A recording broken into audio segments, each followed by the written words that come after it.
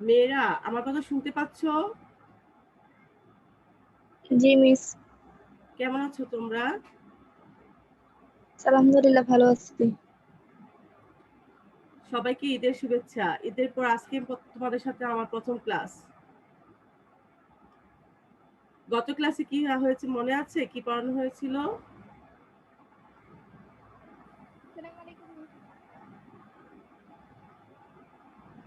সাবিকুন নাহার শুনতে পাচ্ছ?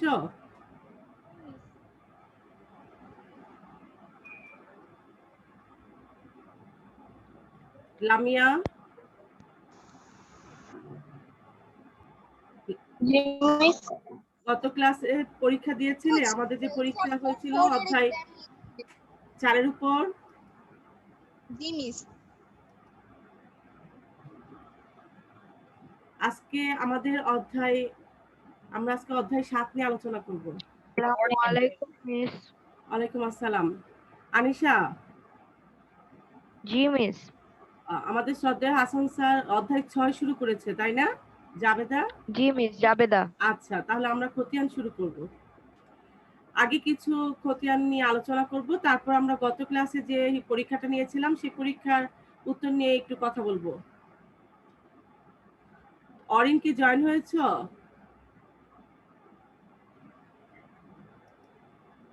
আচ্ছা, ঠিক আছে, সবাই একটু খেয়াল করো।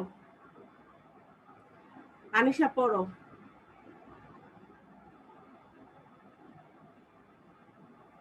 ওকে মিস। অধ্যায় 7 খতিয়ান।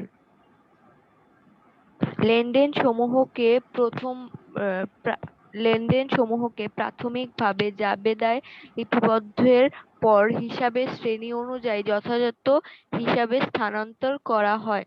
সারা বছর বিভিন্ন সময় নগদে ও বাকিতে পণ্য বিক্রয় ও ক্রয় করা হয়। ক্রয় জাবেদা হতে বাকিতে ক্রয় এবং নগদান বই হতে নগদ ক্রয় একত্রিত করা ব্যতীত মোট ক্রয় জানা সম্ভব নয়। খতিয়ান বিভিন্ন স্থানে ছড়িয়ে থাকা ক্রয় বিক্রয় ও অন্যান্য আয় ব্যয় সমূহকে একত্রিত করে মোট ক্রয় মোট বিক্রয় এবং অন্যান্য সকল আয় ও ব্যয়ের মোট পরিমাণ নির্ণয়ে সাহায্য করে। একইভাবে ব্যবসায় প্রতিষ্ঠানে সম্পদ দায় ও মালিকানা সত্ত্ব সংশ্লিষ্ট লেনদেন সমূহের ফলাফল খতিয়ানে সংশ্লিষ্ট হিসাবে স্থানান্তর করা হয়। হিসাবের উদ্বৃত্ত নির্ণয়ের প্রক্রিয়া জানা এবং হিসাবের উদ্বৃত্তের ভিত্তিতে গাণিতিক শুদ্ধতা যাচাইয়ের পাশাপাশি ব্যবসায়ের সার্বিক অবস্থা সম্পর্কে প্রাথমিক ধারণা লাভ করা এই অধ্যায়ে বিষয়বস্তুর অন্তর্ভুক্ত। আচ্ছা, ধন্যবাদ।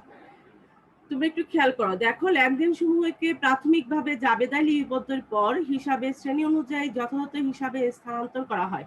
এখানে আমরা প্রথম একেবারে যদি শুরুতে যাই, আমরা দ্বিতীয় অধ্যায় যেটা, সেখানে আমরা দেখেছি কোনগুলো লেনদেন কোনগুলো লেনদেন নয়। লেনদেনের বৈশিষ্ট্যের আলোকে আমরা সেগুলো শনাক্ত করেছি। এবং অধ্যায় 3 যদি আলোচনা করি, সেখানে আমরা ডেটর ক্রেডিটর নির্ণয় করেছি, হিসাবের শ্রেণীবিভাগ কি সেগুলা জেনেছি। এবং অধ্যায় 4 যদি আলোচনা করি, সেখানে আমরা মূলধন এবং মুনাফা জাতীয় হিসাবগুলোকে 2 শ্রেণীতে ভাগ করে আমরা সেভাবে লিপিবদ্ধ করেছি। এবং অধ্যায় 5-এও আমরা সেই ডেটর ক্রেডিটরেরই কাজ করেছি এবং কোনগুলো কোন হিসাব, লেনদেনের ফলে হিসাবের নামগুলো জেনেছি। অধ্যায় 6-এ আমরা এই যে অধ্যায় 2 থেকে 5 পর্যন্ত যে কাজগুলো করেছি, সেগুলো আমরা অধ্যায় 6-এ পরিপূর্ণভাবে সেগুলো আমরা করেছি। ডেটর ক্রেডিটের নির্ণয় সেখানে হয়েছে, ব্যাখ্যা হয়েছে এবং 2টি পক্ষ হয়েছে জাবেদার, এগুলো করেছি। এখানে যেটা বলা হয়েছে যে জাবেদায় লিপিবদ্ধের পর হিসাবের শ্রেণী অনুযায়ী যথাযথ হিসাবে স্থানান্তর করা হয়। যে এখানে দেখো এই কথাটার পরিপ্রেক্ষিতে যে এই দ্বিতীয় লাইনে বলেছে যে সারা বছর বিভিন্ন সময়ে নগদে ও বাকিতে পণ্য ক্রয় ও বিক্রয় করা হয়। একটা প্রতিষ্ঠানে শুধু নগদে লেনদেন হয় না, কিংবা শুধুমাত্র বাকিতে লেনদেন হয় না। একটা প্রতিষ্ঠানে নগদ এবং বাকিতে 2 ধরনের লেনদেন হয়ে থাকে। এই যে 2 ধরনের লেনদেন হচ্ছে, তাহলে আমরা ক্রয় জাবেদা হতে বাকিতে ক্রয় এবং নগদান বই হতে নগদ ক্রয় একত্রিত করা ছাড়া মোট ক্রয় জানা সম্ভব নয়। অর্থাৎ এখানে আরেকটা বিষয় জানতে পারলে তোমরা যে ষষ্ঠ অধ্যায় করছো সেখানে হচ্ছে ক্রয় জাবেদা, বিক্রয় জাবেদা, ক্রয় ফেরত জাবেদা, বিক্রয় ফেরত জাবেদা এরকম বিষয় সম্পর্কে তোমরা জানবে। ক্রয় জাবেদা শুধুমাত্র বাকিতে যে ক্রয় সংক্রান্ত লেনদেনগুলো হয় সেগুলো এই ক্রয় জাবেদা লিপিবদ্ধ হবে। আর এখানে দেখো নগদান বইয়ে শুধু নগদ ক্রয় সংক্রান্ত এই নগদান বইয়ে থাকবে। তাহলে একটা প্রতিষ্ঠানে যে বাকিতে এবং নগদে ক্রয় হয়েছে, তোমার যদি মোট ক্রয়ের পরিমাণ জানতে চাও তোমরা, তাহলে এই মোট ক্রয় পরিমাণ জানতে হলে অবশ্যই এই খতিয়ানের মাধ্যমে হিসাব প্রস্তুত করে এবং সেখান থেকে উদ্বৃত্ত তোমরা জানতে পারবে। মোট ক্রয়ের পরিমাণ তোমরা জানতে পারবে, পাশাপাশি উদ্বৃত্তের পরিমাণ জানতে পারবে। এই কথাটা এখানে বলেছে যে নগদান বই হতে নগদ ক্রয় একত্রিত করা ছাড়া মোট ক্রয় জানা সম্ভব নয়। খতিয়ান বিভিন্ন স্থানে ছড়িয়ে থাকা ক্রয় বিক্রয় ও অন্যান্য আয় ব্যয় সমূহকে একত্রিত করে মোট ক্রয়, মোট বিক্রয় ও অন্যান্য সকল আয় ব্যয়ের মোট পরিমাণ নির্ণয় কি করছে? সাহায্য করছে। শুধু তাই না, ব্যবসা প্রতিষ্ঠানের সম্পদ, দায় ও মালিকানা সত্ত্ব সংশ্লিষ্ট লেনদেন সমূহের ফলাফল খতিয়ানে সংরক্ষিত করছে এবং বিভিন্ন হিসাবে সেগুলো স্থানান্তর করা হচ্ছে। এবং শুধু তাই না, শুধু যে স্থানান্তর করছি তা না, পাশাপাশি আমরা হিসাবের উদ্বৃত্ত নির্ণয়ও জানতে পারছি এই খতিয়ানের মাধ্যমে। এবং এই উদ্বৃত্তের ভিত্তিতে গাণিতিক শুদ্ধতা যাচাই করা হয়। গাণিতিক শুদ্ধতা যাচাইয়ের আরেকটি হচ্ছে রেওয়া মিল। খতিয়ানের পর আমরা কি করব? রেওয়া মিল প্রস্তুত করব। সেই রেওয়া মিলটা প্রস্তুত করা হয় গাণিতিক শুদ্ধতা যাচাইয়ের জন্য।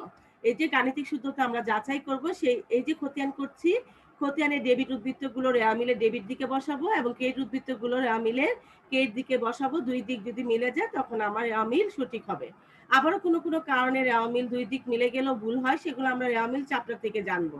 এখন আপাতত জানবো যে এই খতিয়ানের উদ্বৃত্তের ভিত্তিতে গাণিতিক শুদ্ধতা যাচাইয়ের পাশাপাশি ব্যবসায়ের সার্বিক আর্থিক অবস্থা সম্পর্কে প্রাথমিকভাবে ধারণা লাভ করা যায়। এটুকু আমরা জানবো।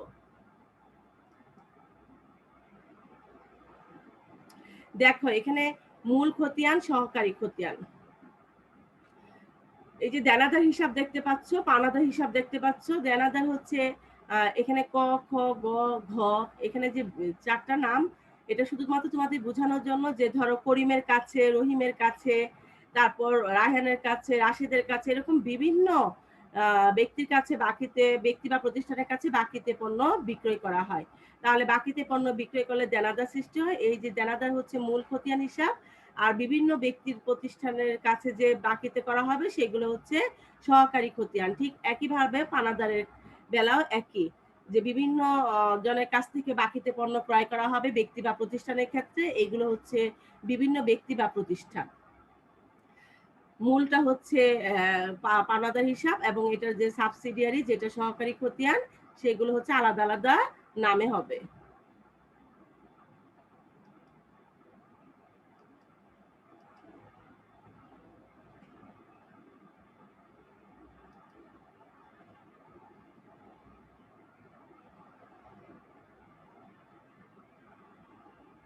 লামিয়া সুলতানা, রোল ৭, শুনতে পাচ্ছ?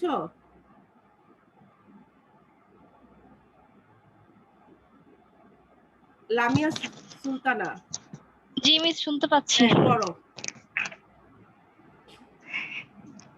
এই অধ্যায় শেষে আমরা যা শিখব, পাকা বই হিসেবে খতিয়ানের ধারণা ও গুরুত্ব ব্যাখ্যা করতে পারবো, খতিয়ানের শ্রেণীবিভাগ করতে পারবো, জাবেদা ও খতিয়ানের পার্থক্য নিরূপণ করতে পারবো, টি ও চলমান জের ছকে হিসাব প্রস্তুত করে হিসাবের জের নির্ণয় করতে পারবো, বিভিন্ন ধরনের খতিয়ানের ডেবিট ও ক্রেডিট জেরের তাৎপর্য বিশ্লেষণ করতে পারবো। ধন্যবাদ। তার মানে কি, এই অধ্যায় থেকে তোমরা কি জানবে? পাকা বই হিসাবে খতিয়ানের ধারণা গুরুত্ব ব্যাখ্যা করতে পারবে, শ্রেণীবিভাগ করতে পারবে খতিয়ানে। দুই ধরনের হচ্ছে, একটি হচ্ছে টি ছক, আরেকটি হচ্ছে চলমান জের ছক। এই দুই ছকে তোমরা খতিয়ান প্রস্তুত করতে পারবে। জাবেদা কি আর খতিয়ান কি সেটা পার্থক্য এটা বের করতে পারবে। বিভিন্ন হিসাবে বিভিন্ন ধরনের খতিয়ানের ডেবিট ক্রেডিট জেরের তাৎপর্য বিশ্লেষণ করতে পারবে। এই হচ্ছে তোমাদের শিখন ফল। এখন আসো খতিয়ানের ধারণাটা। নাজিয়া তাসনিম, শুনতে পাচ্ছ? জি মিস। বলো, অরিন বলো মা।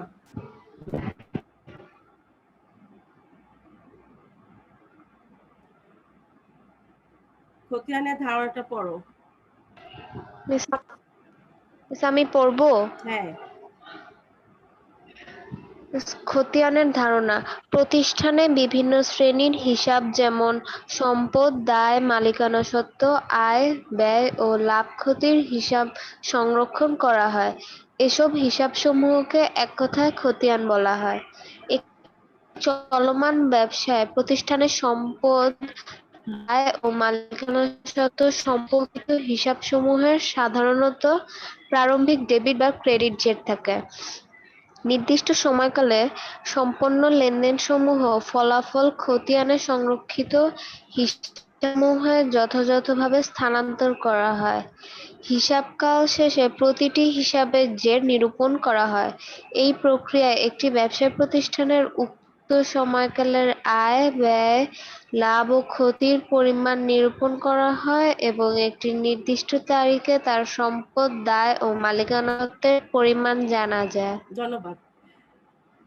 সবচেয়ে মানে মূল কথা কি, যে ধরো এই যে খতিয়ানের মাধ্যমে যে আমরা হিসাবের উদ্বৃত্ত এবং মোট কি পরিমাণ বিক্রয় হলো সেগুলো যে আমরা জানতে পারি, এটার মূল উদ্দেশ্য হচ্ছে যা একটি প্রতিষ্ঠানে অনেক ধরনের লেনদেন হবে, প্রতিদিনই অসংখ্য লেনদেন হয়ে থাকে। এখন এমন আছে যে মালিক নিজে ওই প্রতিষ্ঠানটি কি করছে না, দেখাশোনা না করে একজন ম্যানেজার নিয়োগ করেছে।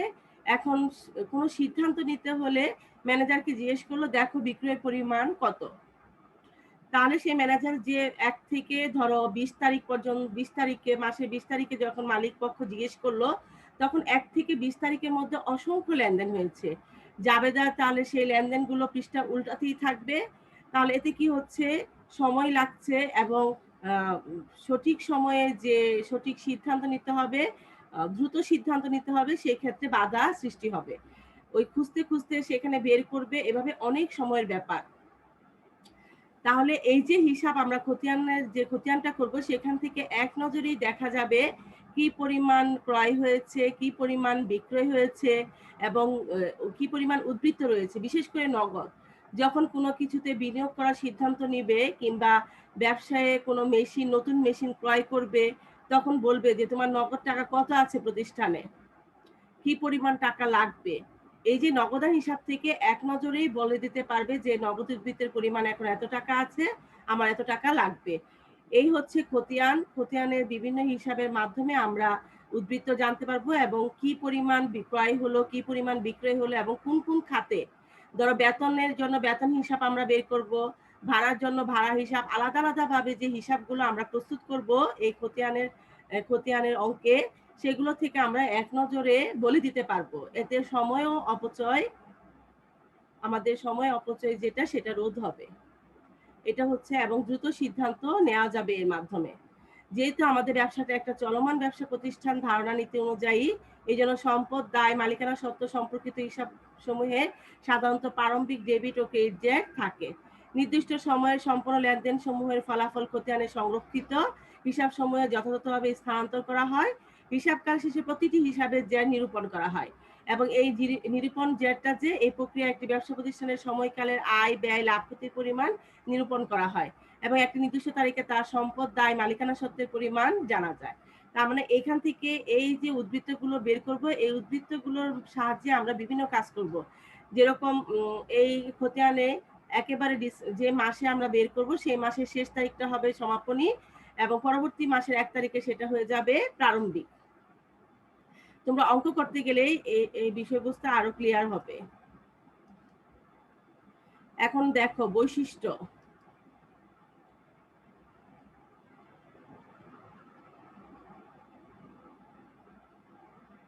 তানিশা, রোল 28।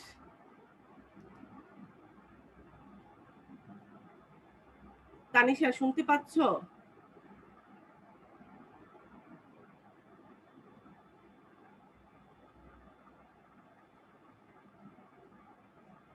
তানিশা শুনতে পাচ্ছ? বলো, বৈশিষ্ট্যগুলো বলো মা। বৈশিষ্ট্য: প্রতিটি হিসাবের শিরোনাম প্রদান করা হয়। 2. খতিয়ান প্রস্তুতিটি ছক বা চলমান জের ছক অনুসরণ করা হয়।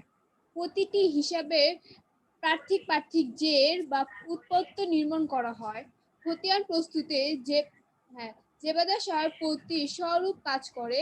খতিয়ানে লিপিবদ্ধের সময় জেবাদা পৃষ্ঠা নম্বর উল্লেখ করা হয়। খতিয়ানে হতে প্রাপ্ত হিসাবে প্রত্যুত্ত দ্বারা রেলিয়াম রেওয়ামিল রেওয়ামিল প্রস্তুত করা হয় এবং হিসাব সংরক্ষণে কার্যক্রমে গাণিতিক সুবিধা যাচাই করা হয়। আচ্ছা, ধন্যবাদ। প্রত্যেকটা আমি যে বললাম বেতন হিসাব, ভাড়া হিসাব, আসবাবপত্র হিসাব, এরকম বিভিন্ন যন্ত্রপাতি হিসাব, নগদান হিসাব, ক্রয় হিসাব, বিক্রয় হিসাব, দেনাদার হিসাব, পাওনাদার হিসাব, এরকম প্রতিটি হিসাবে শিরোনাম প্রদান করা হয়। খতিয়ান প্রস্তুতে টি ছক বা চলমান জের ছক অনুসরণ করা হয়। দুইটি ছকের মাধ্যমে আমরা খতিয়ান প্রস্তুত করে থাকি। প্রতিটি হিসাবে পৃথক পৃথক জের বা উদ্বৃত্ত নির্ণয় করে। যে বেতন হিসাব কিংবা ভাড়া হিসাব, এই যে আলাদা আলাদা হিসাবে শিরোনাম, এরকম আলাদা আলাদা কি করা হচ্ছে, জের বা উদ্বৃত্ত নির্ণয় করা হয়। খতিয়ানি প্রস্তুতে জাবেদা সহায়ক বহিস্বরূপ কাজ করে। অর্থাৎ কি, জাবেদা থেকে আমরা খতিয়ানটা প্রস্তুত করি, এই জন্য এটা সহায়ক বই হিসেবে কাজ করে। খতিয়ানে লিপিবদ্ধের সময় জাবেদা পৃষ্ঠার নম্বর উল্লেখ করা হয়। আমরা যে এখন অঙ্কগুলো করব, এখানে আমরা জাবেদা পৃষ্ঠার ছক থাকবে, কিন্তু এটার কোনো কাজ আমরা করি না এই আমাদের অঙ্কে। কিন্তু যখন তোমরা প্রতিষ্ঠানে চাকরি করবে, তখন তোমরা এটার এই জাবেদা পৃষ্ঠার যে নম্বরটা, সেটা তোমরা সেখানে প্রয়োগ ঘটাবে, মানে সেখানে এই বিষয়টা প্রয়োগ হতে হবে। খতিয়ান হতে প্রাপ্ত হিসাবের উদ্বৃত্ত দ্বারা রেওয়ামিল প্রস্তুত করা হয়। যে আমরা বলেছি যে ডেবিট উদ্বৃত্ত দ্বারা রেওয়ামিলের ডেবিট দিকে এবং ক্রেডিট উদ্বৃত্ত রেওয়ামিলের ক্রেডিট দিকে বসে। হিসাব সংরক্ষণ কার্যক্রমে গাণিতিক শুদ্ধতা যাচাই করা হয়। এই যে জাবেদা এবং খতিয়ান করা হয়েছে, খতিয়ানের পর যে ডেবিট এবং ক্রেডিট উদ্বৃত্ত দিয়ে রেওয়ামিল প্রস্তুত করা হয়, এর মাধ্যমে গাণিতিক শুদ্ধতা যাচাই করা হয় যে আমরা যে কাজগুলো করেছি সেগুলো সঠিক হয়েছে কিনা। সাবেকুন নাহার বলো।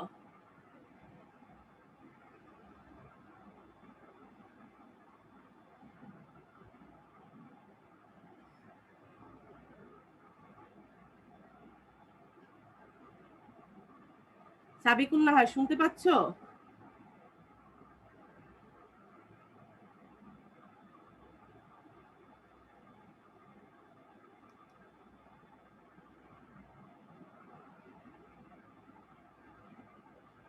মিস ও তো ক্লাসে নেই। জয়েন হয়েছিল না? শুরুতে জয়েন হয়েছিল। মিস ও জয়েন হয়েছিল, নেটের প্রবলেমের কারণে আচ্ছা হয়ে গেছে। আচ্ছা, জেরিন বলো।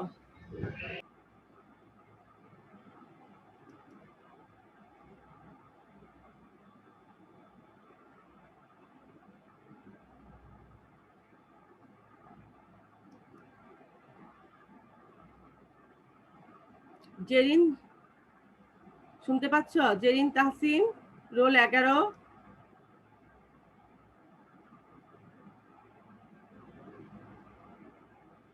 জেরিন,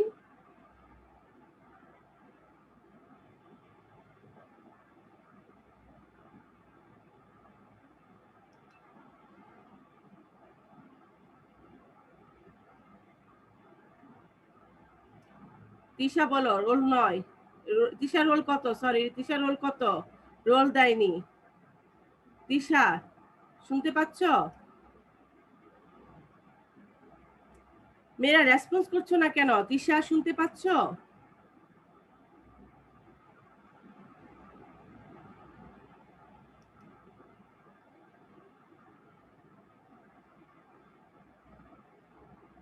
জেরিন তাহসিন, রোল 11।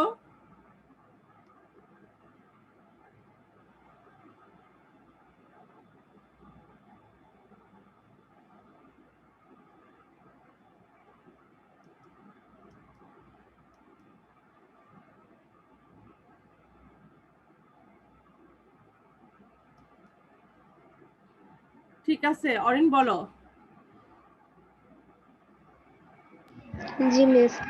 সম্পদ, নগদান হিসাব, আসবাবপত্র হিসাব, দেনাদার হিসাব, অগ্রিম খরচ হিসাব, মজুত পণ্য হিসাব, ভূমি ও দালান কোঠা হিসাব, যন্ত্রপাতি হিসাব, সুনাম হিসাব, এগুলো হচ্ছে কি, দায়, এগুলো যে আমরা বিভিন্ন, পাওনাদার হিসাব। অরিন সবাই একটু খেয়াল করো, এই যে এখানে হিসাবের নামগুলো দেওয়া আছে, এগুলো হচ্ছে যে বিভিন্ন হিসাবের মাধ্যমে আমরা যে উদ্বৃত্তগুলো নির্ণয় করব সেটা দেওয়া আছে।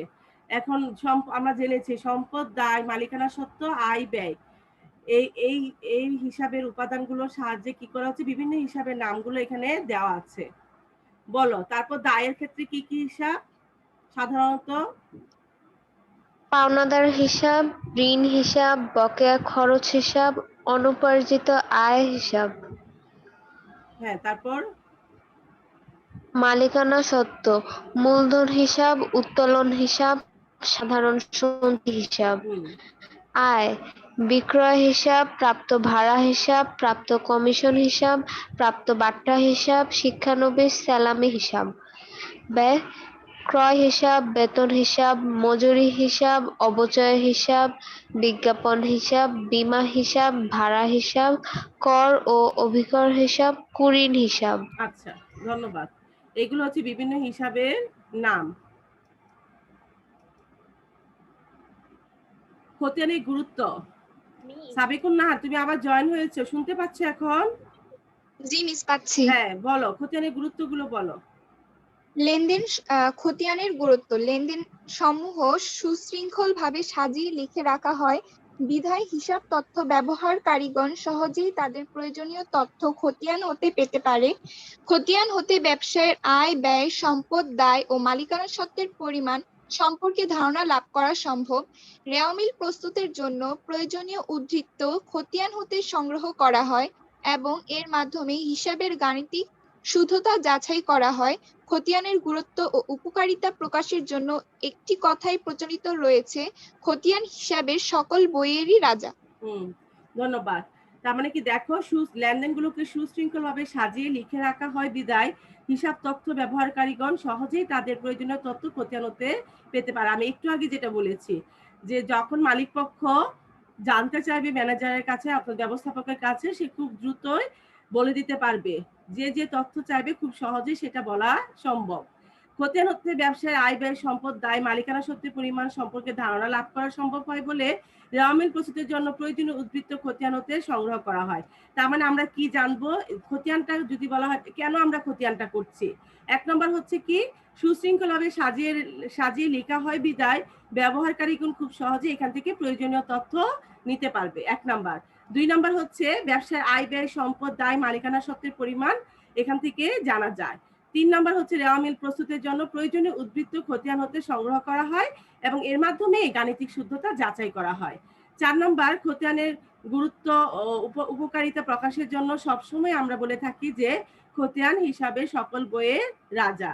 অর্থাৎ এই খতিয়ান প্রস্তুতের মাধ্যমে আমরা বিভিন্ন ধরনের কাজ করব। পরবর্তীতে খতিয়ানের উদ্ধৃতগুলো নিয়ে আমরা রেওয়ামিল প্রস্তুত করব। রেওয়ামিলে যখন কোনো কিছু ভুল হবে সেগুলোর জন্য আমরা সমন্বয় জাবেদা করব এবং সেখান থেকে কিন্তু আমরা আর্থিক বিবরণী প্রস্তুত করব।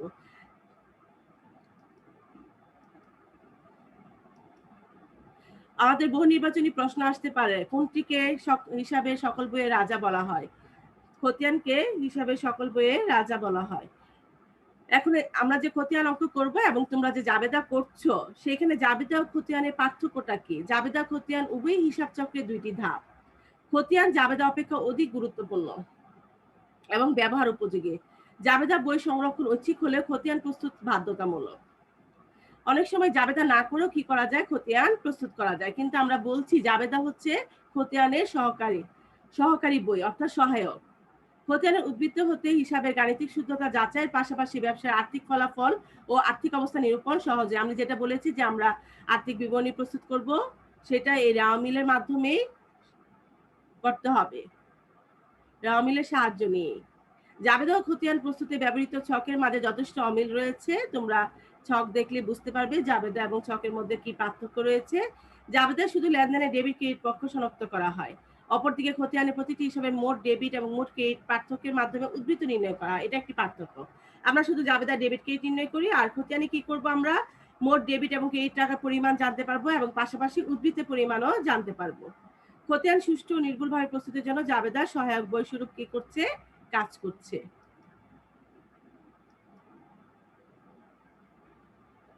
সবাই খেয়াল করো, জানুয়ারি 1, 2017 নগদে পণ্য ক্রয় দেওয়া আছে। নগদে পণ্য ক্রয়ের জাবেদা আমরা সবাই জানি, ক্রয় হিসাব ডেবিট, নগদান হিসাব ক্রেডিট। কারণ কি, ক্রয়ের ফলে ব্যয় বৃদ্ধি পেয়েছে, ব্যয় বৃদ্ধি পেলে আমরা জানি ডেবিট, এবং নগদে পণ্য ক্রয় করতে গিয়ে কারবার থেকে নগদ অর্থ চলে গেছে অর্থাৎ সম্পদ হ্রাস পেয়েছে, সম্পদ হ্রাস পেলে হয় ক্রেডিট। সবাই কি আমার সাথে একমত? মেয়েরা? জি মিস। হ্যাঁ, ব্যয় বৃদ্ধি পেলে ডেবিট, সম্পদ হ্রাস পেলে ক্রেডিট। তাহলে দেখো আমরা এখন যে খতিয়ানটা প্রস্তুত করব জাবেদার সহায়ক বই হিসেবে, এটা আমরা জাবেদা করলাম। সবাই মনে রাখবে আমরা যে হিসাব প্রস্তুত করব, দেখো এখানে ক্রয় হিসাব লেখা আছে। ক্রয় হিসাব কি আছে? ডেবিট। ক্রয় হিসাব প্রস্তুত করব, ক্রয় হিসাব ডেবিট। আমরা ডেবিট দিকে লিখব বিপরীত হিসাব নামটা। বিপরীত হিসাব নাম আছে কি? নগদান হিসাব। দেখো ক্রয় হিসাব প্রস্তুত করছি, ক্রয় হিসাব ডেবিট, আমরা ডেবিট দিকে লিখব বিপরীত হিসাব নাম। বারবার বলছি আমি, ক্রয় যে হিসাব প্রস্তুত করব সেই হিসাবের বিপরীত যে হিসাব নামটা সেটা লিখব। ক্রয় হিসাব প্রস্তুত করছি, ডেবিট ক্রয়, এই জন্য ডেবিট দিকে আমরা লিখব বিপরীত হিসাব নাম নগদান হিসাব নাম, লিখে টাকা বসাবো। পাশাপাশি দেখো নগদান হিসাব যদি আমরা প্রস্তুত করি, নগদান হিসাব কি? ক্রেডিট। নগদান হিসাব ক্রেডিট, তাহলে ক্রেডিট দিকে লিখবো বিপরীত হিসাব নাম কি আছে? ক্রয় হিসাব। এই বিপরীত হিসাব নাম লিখবো ক্রয় হিসাব নামে, টাকা বসাবো। এখন দেখো আমাদের পাঠ্য বই কি বলেছে। পোস্টিং এর দিকে লক্ষ্য করলে দেখা যায় জাবেদায় ক্রয় হিসাব ডেবিট, তাই ক্রয় হিসাবে ডেবিট দিকে লেখা হয়েছে, কিন্তু বিবরণের কলামে যে ক্রেডিট হিসাব খাতের নাম অর্থাৎ নগদান হিসাব লেখা হয়েছে। অপরদিকে নগদান হিসাব ক্রেডিট, তাই নগদান হিসাবে ক্রেডিট দিকে বসেছে, কিন্তু বিবরণের কলামে ডেবিট হিসাব খাতের নাম অর্থাৎ ক্রয় হিসাব লেখা হয়েছে। এর দ্বারা ক্রয় হিসাবটি কোন হিসাবের মাধ্যমে ডেবিট এবং নগদ হিসাব কি কারণে ক্রেডিট করা হয়েছে তা বোঝা যাচ্ছে। কিন্তু আমরা এভাবে আমরা মূল মানে একেবারে সহজভাবে যেটা জানবো, আমরা যখন খতিয়ান প্রস্তুত করব, যে হিসাবের খতিয়ান প্রস্তুত করব সেই হিসাবের নামটা লিখলে যেটা ডেবিট হবে তার বিপরীত হিসাব নামটা লিখবো ডেবিট দিকে। এটাই আমরা জানবো খুব সহজভাবে। অতএব কোন হিসাবে ডেবিট দিকে পোস্টিং হলে বিবরণের কলামে ক্রেডিট হিসাব খাতের নাম, ক্রেডিট দিকে পোস্টিং হলে বিবরণ কলামে ডেবিট হিসাব খাতের নাম লেখা হবে। এখন আমি যে বলছি বারবার ব্যালেন্স বের করা যাবে বা যে খতিয়ান প্রস্তুতিকরণের ক্ষেত্রে প্রথম ধাপ পোস্টিং এবং পরবর্তী ধাপ হচ্ছে ব্যালেন্স বা উদ্বৃত্ত নির্ণয়। সাধারণ অর্থে উদ্বৃত্ত বা ব্যালেন্স অবশিষ্ট অর্থে ব্যবহৃত হয়। যেমন 5 কেজি চাল ক্রয় করা হলো, উদাহরণ দিয়েছে 3 কেজি চাল ভোগ করা হলো, মানে 3 কেজি চাল তুমি খরচ করে ফেলেছ, এক্ষেত্রে অবশিষ্ট রইল 2 কেজি। হিসাবে জ্ঞান নির্ণয় অনেকটা এরকম। এই যে 2 কেজি রইল, এটাই হচ্ছে আমাদের উদ্বৃত্ত। হিসাবে পোস্টিং পরবর্তী ডেবিট ও ক্রেডিট দিকে পার্থক্য নির্ণয় করাকে কি বলা হচ্ছে? জ্যাট টানা, মানে পার্থক্য। এখানে দেখো দুটি লেনদেনের পোস্টিং ব্যালেন্স নির্ণয় করা হলো। একটি হচ্ছে নগদ বিক্রয় 20,000 টাকা, আসবাবপত্র ক্রয় হচ্ছে 15,000 টাকা।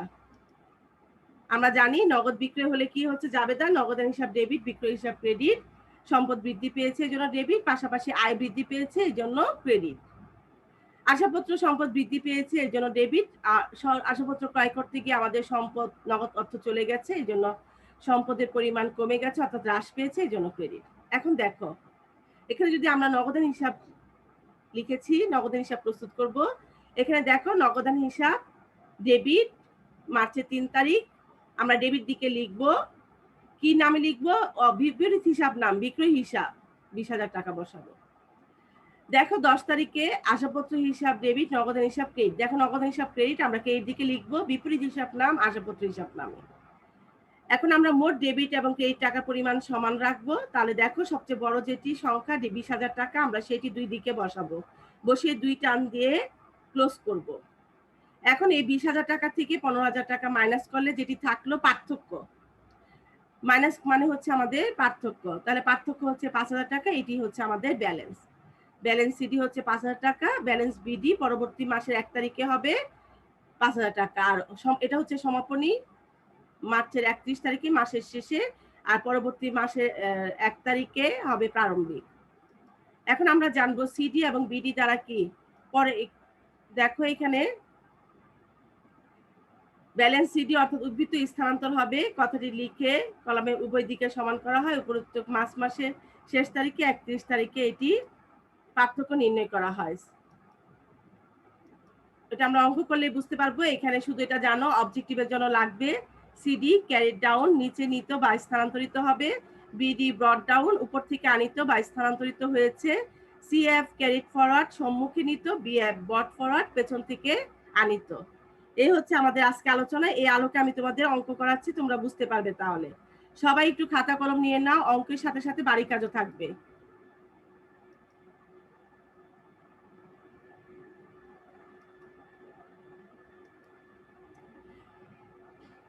গত ক্লাসে বহু নির্বাচনী প্রশ্ন নিয়ে আলোচনা করতে চেয়েছিলাম, কিন্তু আমাদের সময় নেই, সময় একেবারে কম। আমরা আজকে ক্লাসেরই আলোচনাটা চালিয়ে যাব, নাহলে তোমরা পরবর্তী ক্লাসে বাড়ির কাজ করতে পারবে না।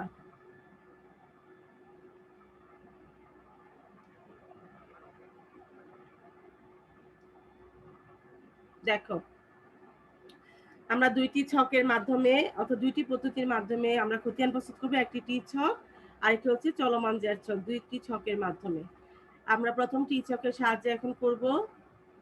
এখানে দেখো, আমি যদি লিখি, সবাই একটু লিখে নাও। 2020 সালের মার্চের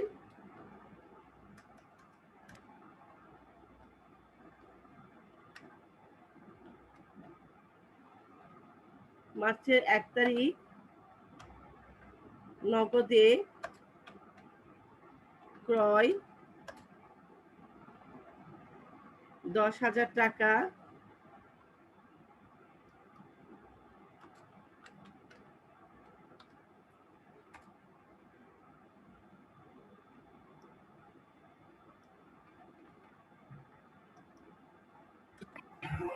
দেখো মার্চের 5 তারিখ নগদে বিক্রয় 15,000 টাকা,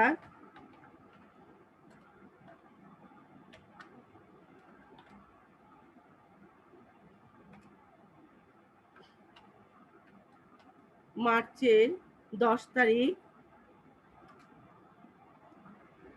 বাকিতে পণ্য ক্রয় 5,000 টাকা,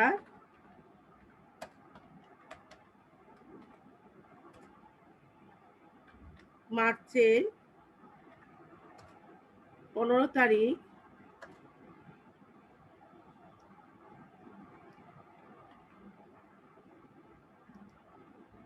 বাকিতে পণ্য বিক্রয়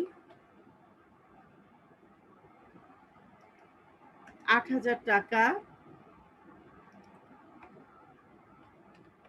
মার্চের 20 তারিখ বেতন প্রদান 10,000 টাকা, 5,000 টাকা দিয়ে বেতন প্রদান 5,000 টাকা,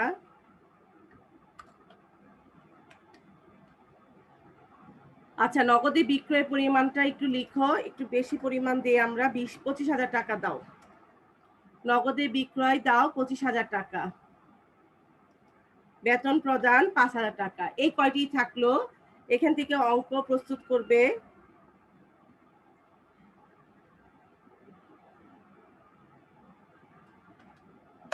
হচ্ছে ক্রয় হিসাব,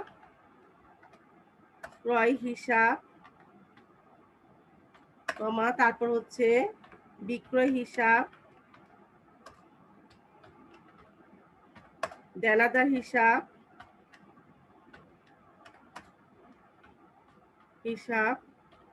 পাওনাদার হিসাব,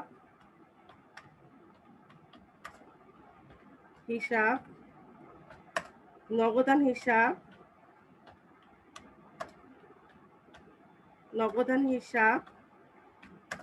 বেতন হিসাব। এই হচ্ছে তোমাদের বাড়ির কাজ। দেখো 1 2 3 4 5 6 এই 6টি হিসাব প্রস্তুত করবে। উদ্বৃত্ত নির্ণয়, এগুলো হিসাবে কি করবে? উদ্বৃত্ত নির্ণয় করবে। উদ্বৃত্ত নির্ণয়,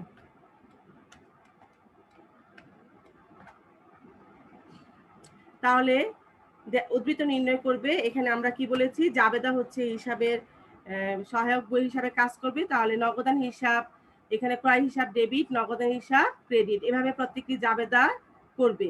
জাবেদা করলে এখানে যদি আমরা বেতন হিসাবটা দেখাই, বলতো 20 তারিখে লেনদেনে জাবেদাটা কি হবে? যে কেউ একজন বলো।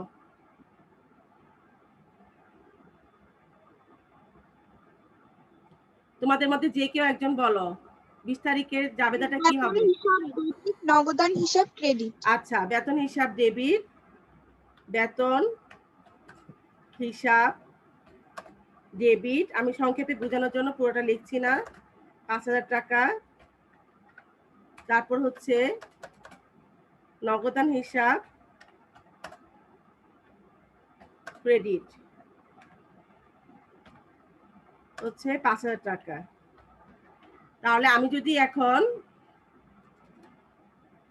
বেতন হিসাবের প্রস্তুত করি, বেতন হিসাব তাহলে কি হচ্ছে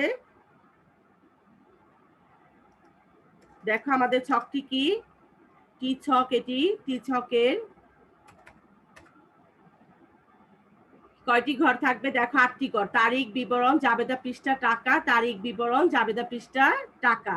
এখানে দেখো আমরা বেতন হিসাব প্রস্তুত করছি, ঠিক মাঝখানে আমরা লিখবো বেতন হিসাব।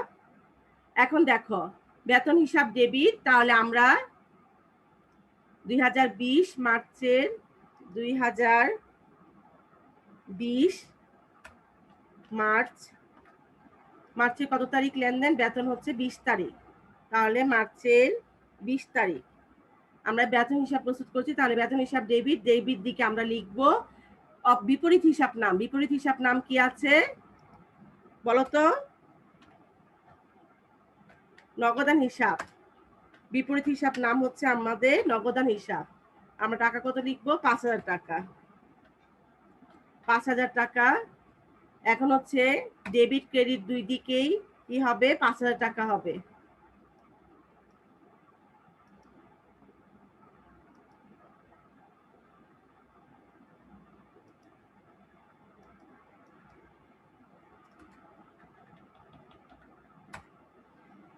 টাকা হবে দুই দিকে আমাদের, এবং দুই টান দিয়ে কি করতে হবে?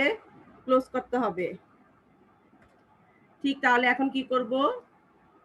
এখানেও 5000 টাকা দেখাবো। 5000 টাকা, এবং ঠিক সমান দাগটা একই রকম হতে হবে। ঠিক একই জায়গায় সমান দাগ দিয়ে, দুই দাগ দিয়ে কি করব আমরা? ক্লোজ করব। এখন ডেবিট এবং ক্রেডিট মোট টাকার পরিমাণ একই থাকবে। এখন পার্থক্য, যে পার্থক্যটা হবে সেটি হচ্ছে আমাদের ব্যালেন্স বা উদ্বৃত্ত। তাহলে মাসের শেষ তারিখটা হবে মার্চের, তাহলে 31 তারিখে এটা কি হবে? ব্যালেন্স সিডি, ব্যালেন্স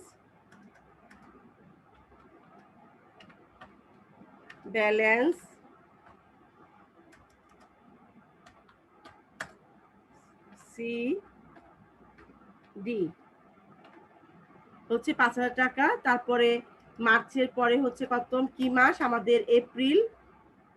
আমাদের এপ্রিল মাসের 1 তারিখে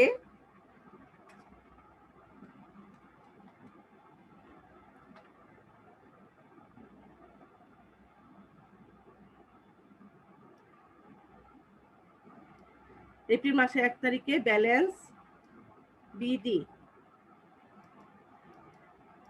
দেখো আমরা লিখবো কোথায়? একেবারে ব্যালেন্স বিডি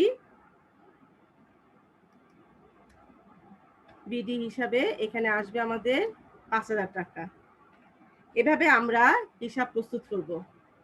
কার কোনো প্রশ্ন আছে? প্রশ্ন থাকলে বলো। আজকে ক্লাস নিয়ে কার কোনো কোশ্চেন?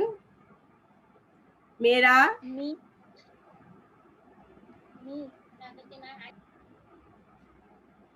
কার কোনো প্রশ্ন আছে?